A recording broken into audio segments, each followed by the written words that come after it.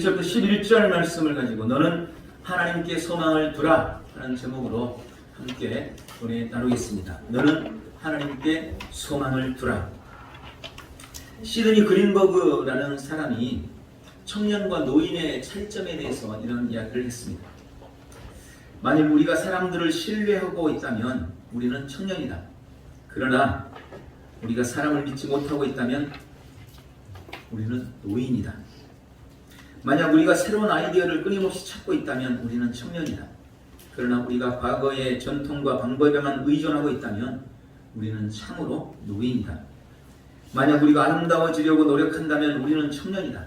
그러나 만약 우리가 과거만을 회상하고 있다면 노인이다. 만일 우리가 사랑을 줄 안다면 우리는 청년이다. 그러나 우리가 사랑을 받으려고만 하면 우리는 노인이다. 만약 우리가 꿈을 아직도 갖고 있다면 우리는 청년이다. 그러나 우리가 꿈을 포기하고 오늘만을 바라보고 있다면 우리는 노인이다. 이외에도 몇 가지가 더 있는데 여기까지만 줄입니다. 결국 희망을 가지고 소망을 가지고 살아간다면 청년이지만 소망을 잃고 그저 하루하루를 목적 없이 살고 있다면 노인이라는 거죠. 나이와 상관없이 요즘에는 나이가 그렇게 크게 영향을 미치지 못하는 것 같아요. 여러분은 청년이니까 노인입니까? 아직 젊지만 예노임도 있을 수 있고 연세가 있지만 그럼에도 불구하고 여전히 청년일 수도 있겠죠. 덴마크 유명한 실존주의 철학자 또 신학자인 키에르케고르는 절망은 죽음에 이르는 병이다. 절망은 자신 속에서의 불치병이며 절망은 곧 죽음이다 라고 말합니다. 프랑스의 도덕주의자고 또 수필가였던 보브나르그라는 사람은 절망은 우리의 희망을 좀먹고 우리의 강한 의지를 꺾어놓는다. 절망은 우리의 힘을 연약하게 만들고 작은 문제도 견딜 수 없게 만든다. 그런 까닭에 절망은 인간에게 있어서 죽음보다 더 무서운 질병이다 라고 말합니다. 삼중고를 알았던 보지 못하고 듣지 못하고 또 말하지 못했던 헬렌 켈러는 반대로 희망에 대해서 그렇게 말했습니다. 희망은 사람을 성공으로 이끄는 신앙이다. 희망이 없다면 아무것도 성취할 수 없다. 그런데 여러분, 이 희망과 절망이라는 것은 사실 동전의 앞뒷면과 같습니다. 절망일지 희망일지를 결정하는 것은 환경이나 상황의 차이가 아니라 환경을 대하는 우리의 마음의 태도에 달려 있는 것을 우리는 알아야 합니다. 그래서 어떤 사람은 지독한 절망적인 환경 속에서 희망을 보기도 하지만 어떤 사람은 환경은 매우 좋은데 그 속에서 절망을 느끼면서 사는 사람도 있는 거예요. 결국은 환경의 차이가 아니라 우리 마음의 차이가 절망일지 희망일지를 결정한다는 것입니다. 힘겹게 사망을 걷던 아버지와 아들이 눈앞에 나타난 무덤을 보았습니다.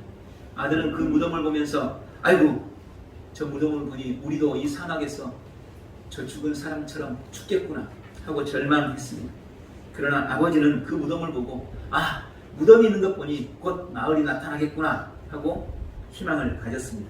그리고 잠시 후 마을이 나타났다고 하죠. 그처럼 우리는 세상을 살면서 가끔 사막의 무덤 같은 시련을 만납니다. 그러나 그것은 절망의 징조가 아니라 희망의 징조인 것을 믿으시기 바랍니다. 특별히 성도는 어떤 지독한 절망도 꺾을 수 있는, 절망도 우리를 꺾을 수 없는 소망을 가졌습니다. 그 소망이 뭡니까? 죽으시고 부활하신 예수 그리스도, 그분이 우리의 영원한 소망인 줄 믿습니다. 그 소망을 품고 있는 한 그 무엇도 우리를 절망하게 하지 못합니다. 오늘도 소망 되신 예수 그리스도를 바라보는 귀한 날 되시기 바랍니다. 오늘 시편 42편 매우 유명한 말씀이죠. 이 말씀을 통해 우리 주님이 우리에게 주시는 약속이 무엇인지 깨닫고 그 약속을 굳게 붙들고 승리하는 귀한 성도들 되시기를 바랍니다. 오늘 본문을 통해서 우리 주님은 우리에게 낙심의 현실을 이기게 하리라고 우리에게 약속하고 계십니다. 본문 시편 42편 그리고 이어지는 43편은 다윗이 자기 아들 압살롬의 반역으로 인해서 왕에서 쫓겨나 도망다닐 때 지은 시로 알려져 있습니다. 다윗은 지금 사랑하는 아들, 믿었던 아들로 인한 극심한 고통과 아픔의 현실을 직면하고 있습니다. 오늘 본문에서도 말씀하지만 보통 우리를 절망케 하는 것이 세 가지라 해요. 우리를 절망하게 하고 마음에 상처를 주는 것 세 가지. 먼저 환경, 두 번째는 사람, 그리고 세 번째는 말이라고 합니다. 지금 다윗은 자신을 죽이려는 원수를 피해 밤낮 없이 쫓겨 도망하는 신세입니다. 그런데 그렇게 자신을 죽이려고 쫓는 사람이 남도 아니고 자기 친아들입니다. 여러분, 자기 친아들한테 죽을까봐 지금 도망다니고 있는 신세, 이 얼마나 참담하겠습니까?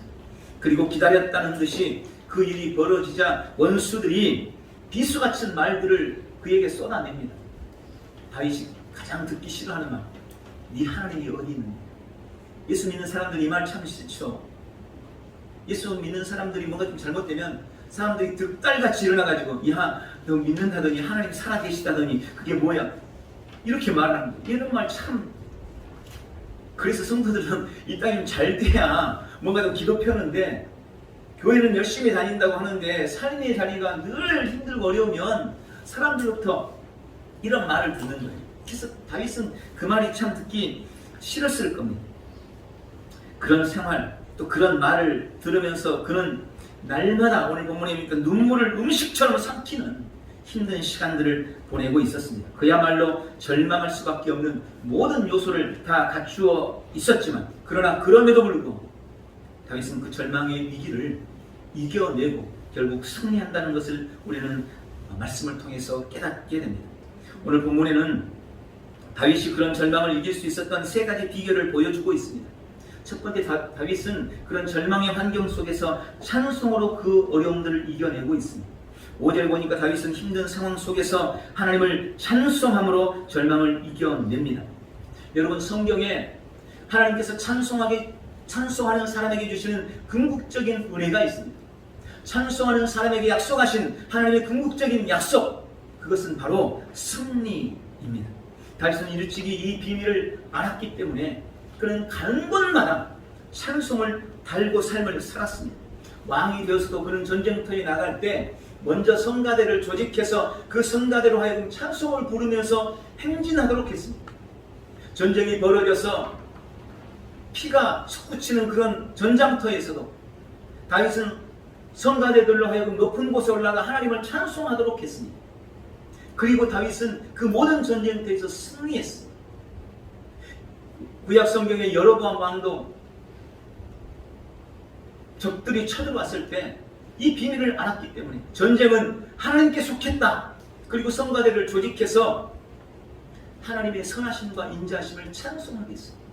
그리고 그 찬송이 시작될 때 복병들이 나와서 적들을 완전히 괴멸시키는 그런 엄청난 승리를 누리게 됩니다. 신약 성경의 바울과 실라는 깊은 옥중에 갇혔을 때 한밤중에 깨어 하나님을 찬양했습니다. 하나님을 찬송했습니다. 그때 천사들이 나타나 옥문을 열고 착고를 풀고 그들을 인도해낸 것을 우리는 말씀을 통해서 발견하게 됩니다.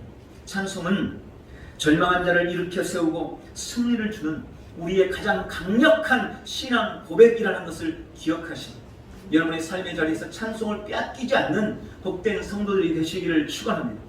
또한 다윗은 두 번째로 하나님의 말씀, 하나님의 약속을 붙잡았습니다. 다윗은 절망의 현실 속에서 하나님이 자신에게 하셨던 약속을 기억해냅니다. 그리고 그 약속의 말씀을 붙들고 절망을 이기고 승리하는 것을 보게 됩니다. 두려움과 염려는 하나님에게서 우리의 마음을 떼어놓고 갈라놓습니다. 그래서 이 염려라는 말의 의미가 갈라놓는다, 분열한다, 떼어놓는다, 이런 의미예요. 하나님에게서 우리의 마음을 갈라놓는 것입니다. 그것이 염려와 두려움의 정체입니다. 그럼 그 두려움과 염려를 우리가 어떻게 극복할 수 있을까요? 하나님이 우리에게 주신 약속, 하나님이 우리에게 하신 말씀을 기억하고 그것을 주장하는 것입니다. 하나님은 인생이 아니셔서 시건하지 않습니다. 하나님은 인자가 아니셔서 하신 말씀을 준행하지 않는 것이 없습니다. 주님의 약속은 반드시 우리의 삶에 이루어집니다. 여러분, 저는 부모로서 자식에게 무언가를 약속하지만 제가 약해서, 제가 없으면, 제가 능력이 안 되면 그 약속을 지킬 수가 없어요. 그게 우리 인간이 가진 한계입니다. 그러나 하나님은 절대 시건할 수가 없어요. 왜냐하면 그분은 전지전능하시기 때문에 그분의 약속은 반드시 이루어집니다.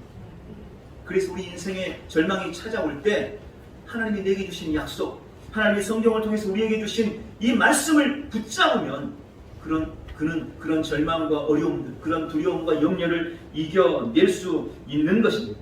하나님의 약속을 붙잡을 때 우리 안에 있는 절망, 우리 안에 있는 두려움과 염려는 언제 그랬냐는 듯이 우리에게서 사라지고 말 것입니다. 세 번째로 다윗은 기도를 통해 절망의 현실을 이겨냅니다. 여러분, 기도는 성도에게 주신 가장 큰 특권입니다. 우리는 이 기도의 특권을 우리의 삶의 자리에서 누리고 주장하며 사용해야 합니다. 그런데 다윗은 오늘 시편 42편과 43편을 통해 기도 중에서도 특별히 고백하고 선포하고 명령하는 기도의 모델을 우리에게 보여주고 있습니다. 그가 그런 지독한 절망 속에서 명령하고 선포하는 기도의 내용이 뭡니까? 5절, 11절 그리고 43장 5절에서 똑같이 반복하고 있는 다윗의 고백이 있습니다. 내 영혼아, 네가 어찌하여 낙심하며 어찌하여 네 속에서 불안하여 하는가? 너는 하나님께 소망을 두라. 그가 나타나 도우심으로 말미암아 내가 여전히 하나님을 찬송하리라.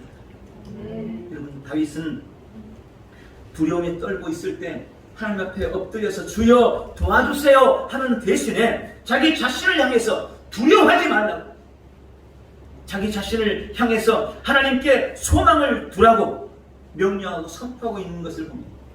그리고 고백합니다. 나는 여전히 하나님을 찬송하리라. 그런 극한의 어려움 속에서도 하나님이 자신에게 주신 승리를 확신하고 있었던 것입니다. 여러분, 우리는 지금 다윗보다 훨씬 더 확실하고 분명한 승리의 기반과 승리의 보장을 가지고 있습니다. 주님이 이미 십자가와 부활을 통해 우리에게 이김과 승리를 주셨기 때문입니다. 여러분, 다윗은 예수님이 오시기 훨씬 전의 사람입니다. 예수님이 이루신 승리와 능력을 다윗은 알지 못합니다. 그러나 그럼에도 불구하고 그는 주님이 자신에게 승리를 주실 것을 확신하고 자기 영혼을 바라보고 내 영혼아, 네가 어찌해서 두려워하느냐? 어찌해서 낙심하느냐? 두려워하지 마. 하나님이 나에게 힘을 주실 거야. 그러니 너는 오직 하나님만 찬송해 라고 하면서 이김과 승리를 선언하고 있는 것입니다. 예수님은 이 땅에 오셔서 십자가를 주시고 우리 인생의 모든 질고와 병마를, 모든 악함과 어둠을 이미 이기고 승리하셨습니다. 내가 예수 그리스도를 믿고 주님을 영접하고 예수님을 주님이라고 부르는 바로 그 순간부터 주님은 이미 우리 안에 이김과 승리를 허락해 주셨습니다. 주님은 이미 원수의 머리를 짓밟고 깨뜨려 버렸습니다. 내 안에는 지금 예수 그리스도의 신성한 생명이 흐르고 있습니다. 불멸의 생명이 흐르고 있습니다. 이것을 이길 수 있는 것은, 이것을 깨뜨릴 수 있는 것은 세상에 단 하나도 없습니다. 우리는 이미 예수님이 이기신 그 영원한 승리를 획득한 사람들입니다. 그러므로 우리 안에 있는 여러 가지 절망과 두려움들, 염려들, 그것을 방치하지 말고 주님이 이기신 그 이김과 승리를 날마다 믿음으로 주장하고 승리하시기를 예수님의 이름으로 축원합니다. 아무리 현실이 어렵고 낙심스러워도 주님은 우리의 소망이 되시며 우리를 돕는 자라고 말씀하십니다. 주님이 도와주시는데 누가 우리를 이기겠습니까? 주님이 도와주시는데 우리가 무엇을 못하겠습니까? 아니, 주님이 도와주시는, 절망의 현실을 이기게 하신다는 오늘 이 약속의 말씀을 붙들고 날마다 찬송과 기도로 승리하는 복되고 귀한 성도들 다 되시기를 예수님의 이름으로 축원합니다. 두 번째로 우리는 우리 안의 낙심과 마음의 불안함을 이겨내야 합니다. 베트남 전쟁에서 미군 군의관으로서 포로 생활을 했던 푸시니 소령의 회고담이 있습니다. 그는 그 회고담 속에서 절망과 죽음의 관계를 보여주는 중요한 사건을 이야기합니다. 1967년 월명군의 포로가 돼서 27명의 미군 포로들과 함께 포로 생활을 하고 있었습니다. 그러면서 그는 27명 중 10명이 죽어나가는 것을 눈앞에서 목격합니다. 죽은 병사들 가운데 로버트라는 하사관이 있었습니다. 그는 해병 특공대 출신으로 매우 강인한 사람이었다고 합니다. 쿠시너 소령이 처음 그를 봤을 때 그는 강한 체구에 눈이 반짝반짝 빛나고 있었습니다. 아무리 힘든 중노동을 하면서도 그는 조금도 힘든 줄을 모르고 일을 하고 있었던 그런 사람이었습니다. 그런데 그것을 알고 봤더니 그에게 있었던 희망 때문이었다는 것입니다. 월명군 측들은 포로들을 마음대로 부리기 위해서 처음에 말 잘 듣는 몇 명의 포로들을 풀어줬습니다. 그리고 나머지 포로들에게 한 명씩 찾아서 일하는 거예요. 말을 하는 거예요. 너 저 포로들 풀려나가는 거 봤지? 내가 열심히 최선 다해서 우리 잘 도와주면 너도 6개월 후에 풀어줄 거야. 이 로버트 하사가 그 말을 들은 거예요. 자기에게 찾아와서 월명군 장교가 했던 말이에요. 그래서 그 희망을 가지고 아무리 힘든 일들도 견뎌내고 이겨내면서 열심히 사역을 했다는 겁니다. 그런데 약속한 6개월이 지났습니다. 풀어주지 않는 거예요. 조금만 더 기다리면 해주겠지. 또 1개월을 열심히 했어요. 1개월이 지나도 풀어주지 않습니다. 그리고 뭔가 장교들이 자기를 대하는 태도가 달라지는 것을 깨달았어요. 그때 이 로버트는 다 틀렸구나. 낙심하게 됩니다. 그리고 그때로부터 극심한 우울증에 시달리기 시작했습니다. 그리고 얼마 후 그는 이 쿠시너 소령의 품에 안겨 죽고 말았습니다. 이 죽음을 목격한 쿠시너 소령은 그렇게 그의 죽음에 대해서 회고했습니다. 로버트를 죽인 것은 병이 아니다. 로버트를 죽음에 이르게 한 것은 낙심이었다. 여러분, 사람이 낙심하면 모든 것을 포기하게 되는 거예요. 삶에 대한 애정이 사라지게 돼요. 낙심이 그래서 무서운 겁니다. 먼저 우리는 낙심하지 말아야 합니다. 낙심은 바라거나 계획했던 일이 뜻대로 되지 않아서 실망하고 마음이 상하고 맥이 풀린다, 이런 의미예요. 제가 이거 찾아봐서 낙심이라는 말 보통 알잖아요, 무슨 의미인지. 좀 더 구체적으로 찾아봤더니 그러더라고요.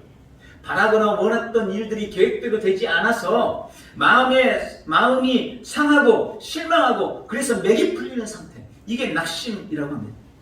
그런데 사람이 사는 곳에는 언제나 이 낙심이 존재합니다. 그리고 그것은 우리의 삶의 모든 영역에서 부정적인 영향력을 미칩니다. 여러분, 우리 삶이 우리 계획이나 우리 뜻대로 되지 않아요. 뜻대로 되지 않는 일이 사실 우리의 삶에서 훨씬 더 많다는 것을 우리는 압니다. 그래서 매사가 우리 뜻대로 안 되니까 우리가 늘 낙심하면서 낙심투성이로 삶을 살고 있습니까? 아닙니다.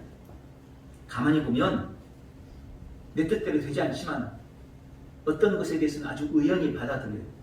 그럴 수도 있지, 별것 아닌 것처럼 생각하고 이겨냅니다. 그런데 어떤 것은 우리가 봤을 때는, 객관적으로 봤을 때는 정말 아무것도 아닌데 저게 저럴 일인가 싶은데 별것 아닌 일을 가지고 마음이 무너져서 낙심하고 낙담하는 사람들이 있는 것, 이상하게 마음이 너무나 쉽게 무너지는 것을 발견합니다. 결국 많은 사람들이 낙심하고 있는 것은 내 뜻대로 되지 않는 현실 자체보다 그것을 받아들이는 마음 때문에 낙심한다는 거예요. 그 마음이 문제라는 거예요. 사람의 마음이 변죽 끓는다고 그러죠. 너무 쉽게 바뀌는 거예요. 어제까지만 또 그게 아무것도 아닌 것처럼 받아들였는데 자고 났는데 그게 너무 크게 자신 속에 고통이 됩니다. 그래서 달라지는 거예요. 그래서 주님은 말씀하시기를 모든 지킬 만한 것 중에 더욱 네 마음을 지키라고 말씀하십니다. 상황이 나빠도 마음을 붙들고 있으면 반전의 기회가 반드시 오는 겁니다. 현실은 캄캄해도 마음의 빛이 꺼지지 않으면 견딜 수 있고 다시 일어설 수 있는 것입니다. 그런데 낙심해버리면 한순간에 모든 의지가 사라져버립니다. 힘이 빠져버립니다. 그래서 문제입니다. 그럼 어떻게 낙심을 이길 수 있을까요? 어떻게 우리의 마음을 지킬 수 있을까요? 여러분, 낙심을 극복하는 비결은 합력하여 선을 이루시는 주님을 믿는 것입니다. 성도의 삶은 나의 뜻을 이루는 삶이 아니에요. 성도의 삶은 하나님의 뜻을 이루어가는 삶입니다. 나를 통해, 나를 향해 하나님의 계획하심이 이루어져 가도록 나를 내려놓는, 그것이 성도의 삶이에요. 비록 내 뜻은 꺾였지만, 내 마음대로는 안 됐지만, 지금 내 뜻을 꺾고 하나님께서 당신의 뜻을 나를 통해 이루어가려고 하시는구나. 모든 것이 합력하여 선을 이루실 주님을 바라보고 그것을 믿는 믿음이 있으면 우리는 어떤 인생의 어려움 앞에서도 낙심하지 않을 수가 있는 거예요. 나의 실패는 하나님의 실패가 아니거든. 나의 실패가 도리어 하나님께는 성공일 수 있기 때문에, 그것을 믿기 때문에 우리는 환경과 상황 앞에서 낙심하지 않고 주님을 바라보고 마음을 지킬 수 있는 것입니다. 내 인생을 향한 하나님의 선하심을 믿는 그 믿음이 낙심을 이기게 하는 것입니다. 두 번째는 불안을 극복하시기 바랍니다. 마음에 낙심이 오면 곧바로 불안함이 찾아오죠. 마음에 여기 불안하다는 의미는 거친 파도가 이리저리 밀려다니듯 요동치는 마음의 상태, 그래서 안정되지 않는 두려움의 상태를 불안이라고 이야기합니다. 그런데 사람이 불안하면, 그리고 두려움이 오면 그때부터 모든 것이 부정적으로 보이기 시작합니다. 마음의 불안함과 두려움은 현실을 왜곡해서 보게 만듭니다. 별것이 아닌데, 어제까지는 웃어 넘길 말인데 오늘은 그렇지 못합니다. 그리고 보는 것이 왜곡돼서 보여요. 뻔히 한 말도 안 들리고 하지 않은 말이 이상하게 들립니다. 눈앞에 뻔히 보고 있는데 보지 못하고 눈에 안 보이는 것을 봐요. 마음이 불안하면 그렇게 되는 겁니다. 우리 마음이 그렇게 약하다는 말. 아니, 지금 눈앞에 뻔히 있는데 마음이 불안하고 두려우면 그게 안 보인다니까요. 봐야 될 거 못 봐요. 근데 안 보이는데, 그게 없는데 마음이 불안하고 두려우면 그게 있는 것처럼 보이는 거예요. 그 사람의 말이 왜곡해서 들려요. 이게 마음이 불안한 사람의 증상인 것입니다. 그래서 운동선수들도 시합을 앞두고 불안하거나 또 상대에 대한 두려움을 느끼면 제 실력을 발휘할 수가 없어요. 그래서 어떻게 합니까? 그 불안한 마음, 두려움을 떨치기 위해서 마인드 컨트롤을 하는 거죠.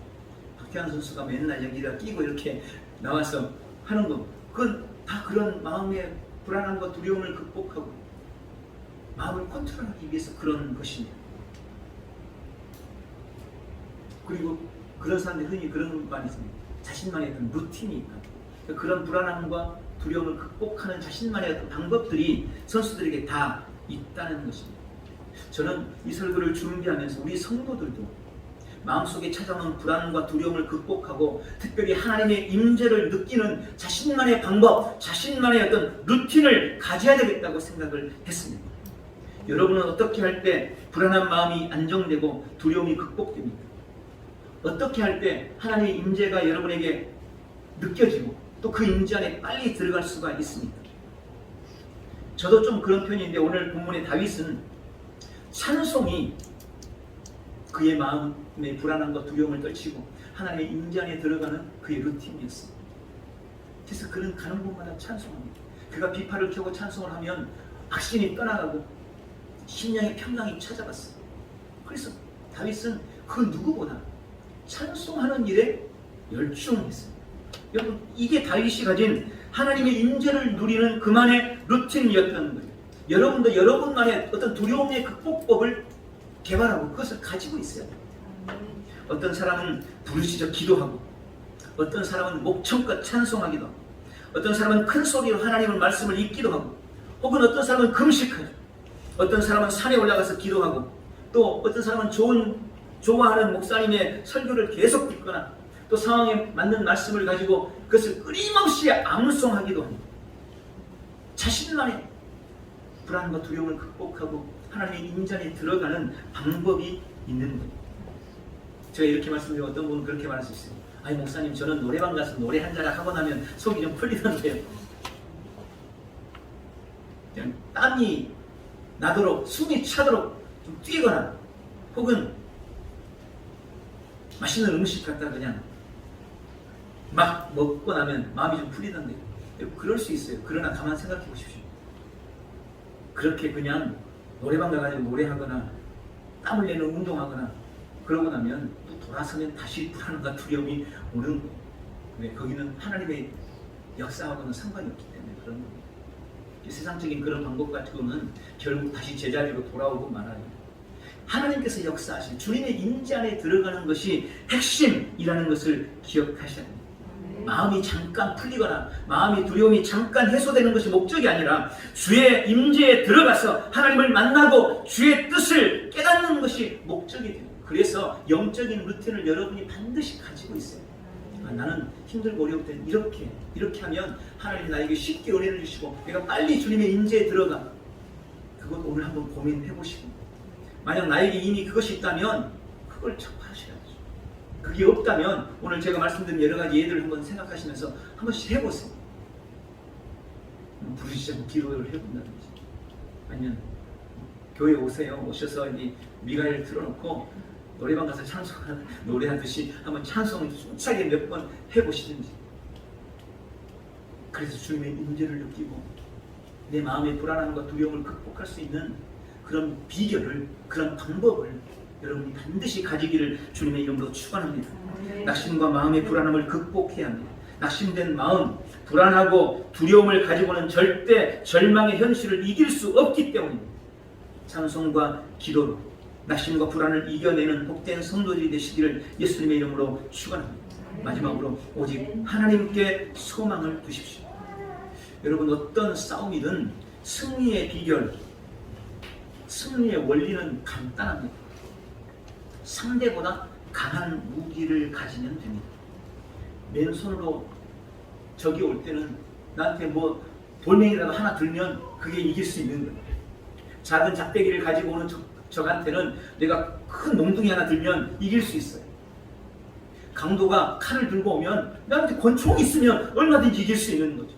상대보다 강한 무기가 나에게 있으면 우리는 이겨낼 수 있어요. 영적인 원리도 똑같습니다. 어두움을 극복하는 비결은 빛입니다. 악한 영은 예수 이름 앞에 굴복할 수밖에 없습니다. 이 땅에 존재하는 어떤 절망을 이기는, 어떤 절망도 이기는 비결, 그건 소망입니다. 우리에게는 어떤 류의 절망도 이길 수 있는 비결이 있습니다. 참 소망이 있습니다. 바로 예수 그리스도십니다. 오늘 본문의 표현으로는 하나님께 소망을 두는 것입니다. 사랑으로 인한 낙심이나 절망, 환경으로 인한 절망, 돈으로 인한 절망, 질병으로 인한 절망, 여러분 어떤 것이라도 하나님께 소망을 두면 이겨낼 수 있고 해결해낼 수 있습니다. 그런데 많은 사람들이 돈으로 인한 절망은 돈으로 이기려고 합니다. 질병으로 인한 절망은 건강으로 이겨야 된다고 생각합니다. 사람으로 인한 절망은 또 사람으로 이기려고 합니다. 그게 이치에 맞다고 생각해요. 돈에, 건강에, 사람의 목적과 소망을 둡니다. 그러나 그것은 도리어 더 큰 절망과 더 큰 어려움을 가져올 뿐이라는 것을 우리는 깨달아야 합니다. 오늘 본문의 다윗은 아들 압살롬으로 인한 원한과 절망을 아들에 대한 복수로 갚으려고 하지 않았습니다. 도리어 그는 아들을 용서하고 오직 하나님께 소망을 두었습니다. 야, 이 압살롬, 이 나쁜 놈, 이 죽일 놈, 아니 네가 어떻게 아버지한테 이럴 수가 있어? 라고 말하는 대신, 그렇게 마음속에서 일어나는 그 마음을 억누르고 대신 내 영혼아, 네가 어찌해서 불안해하느냐, 네가 어찌해서 두려워하느냐, 너는 하나님께 소망을 두라. 여러분, 이게 쉽게 나왔을 고백 같습니까? 아니요, 저는 이 말씀 묵상하면서 절대 그렇지 않았으리라고 생각합니다. 지금 다윗은 죽을 힘을 다해 자신에게 찾아온 환경과 상황이 주는 절망과 고통과 아픔을 억누르고 있는 거예요. 마음속에서부터 일어나고 있는 자식에 대한 원망, 자기를 원망하는, 자기를 욕하는 사람들에 대한 비난과 비판, 그 말이 목구멍까지 나오지만 다윗은 그것을 억누르는 거예요. 아니야, 나는 그것에 소망 두지 않아. 내 소망은 오직 하나님께 있어. 내 영혼아, 진정해. 너 왜 이렇게 두려워하니? 너 왜 이렇게 낙심하고 있니? 너 왜 이렇게 무서워하고 있니? 너에겐 하나님이 계시잖아. 하나님을 바라봐. 하나님을 소망해야지. 여러분, 이게 다윗의 고백인 거예요. 그래서 다윗은 이 말을 3번이나 계속 반복하면서 자신이 이긴 그 승리의 고백을 주 앞에 올려드리고 있는 것입니다.